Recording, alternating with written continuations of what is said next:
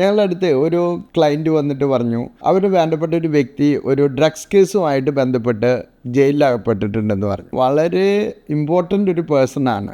അദ്ദേഹത്തിനെ സംബന്ധിച്ചിടത്തോളം ഒരിക്കലും അങ്ങനെ ഒരു ഡ്രഗ്സ് കേസിൽ ഇൻവോൾവ് ചെയ്യാനുള്ള ചാൻസസ് ഇല്ല. വേറൊരു വ്യക്തി അവർ ഫാദറായിട്ടുള്ള ഏതൊരു ബിസിനസ്സിൽ എന്തോ ഒരു ഡീല് നടന്നപ്പോൾ അതിൻ്റെ കമ്മീഷൻ കൊടുക്കാത്തതിൻ്റെ പേരിൽ കൊടുത്തൊരു പണിയായിരുന്നു അത്.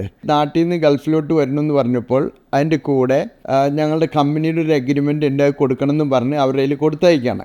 എയർപോർട്ടിൽ വരുന്നു, അവരുടെ ബാഗേജ് തുറക്കുന്നു, അവരെ അറസ്റ്റ് ചെയ്യുന്നു. 25 വർഷമായിരുന്നു അദ്ദേഹത്തിന് ജയിൽ കിട്ടിയത്. പക്ഷേ ആ കേസ് സ്റ്റഡിയിൽ കാണുന്നത് എന്താണെന്ന് വെച്ചാൽ നാട്ടിൽ നിന്ന് ഒരു ഇൻഫർമേഷൻ കിട്ടിയത് കൊണ്ടാണ് ഇദ്ദേഹത്തെ അറസ്റ്റ് ചെയ്യേണ്ടത് കാരണമെന്ന്. മാത്രമല്ല ഈ ഡ്രഗ്സ് കൊടുത്തയച്ച എൻവലപ്പ് ലഗേജിൻ്റെ മുകളിലാണ് ഇരിക്കുന്നത്. ഞങ്ങൾ ഈ കേസ് ഫൈറ്റ് ചെയ്തപ്പോൾ ഇദ്ദേഹത്തിനെ പൂർണ്ണമായിട്ട് ഈ 25 വർഷത്തെ ശിക്ഷയിൽ നിന്ന് ഒഴിവാക്കി ഇദ്ദേഹം നാട്ടിലോട്ട് തിരിച്ചുപോയി.